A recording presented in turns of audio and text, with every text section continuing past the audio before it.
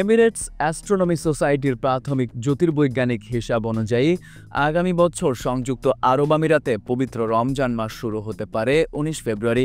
সোসাইটির চেয়ারম্যান জানান, ১৭ ফেব্রুয়ারি আমিরাত সময় বিকেল ৪টা ১ মিনিটে রমজান মাসের সূচক নতুন চাঁদ উদিত হবে।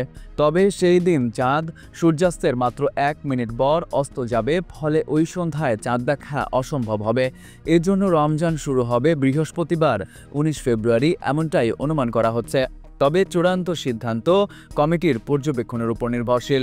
রমজানের শুরুতে আবুধাবিতে রোজার সময় হবে প্রায় ১২ ঘন্টা ৪৬ মিনিট, যা মাসের শেষে বাড়বে ১৩ ঘন্টা ২৫ মিনিটে।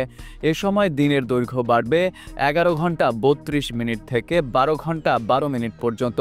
তিনি আরও জানান, রমজান মাস জুড়ে বৃষ্টিপাতের সম্ভাবনা রয়েছে। বৃষ্টিপাতের পরিমাণ ১৫ মিলিমিটার অতিক্রম করতে পারে, যা এই সময়ে আমিরাতের স্বাভাবিক মৌসুমি গড়ের সাথে সামঞ্জস্যপূর্ণ। ২০২৬ সালে রমজান শুরু হতে আর মাত্র ১৩৮ দিন বাকি।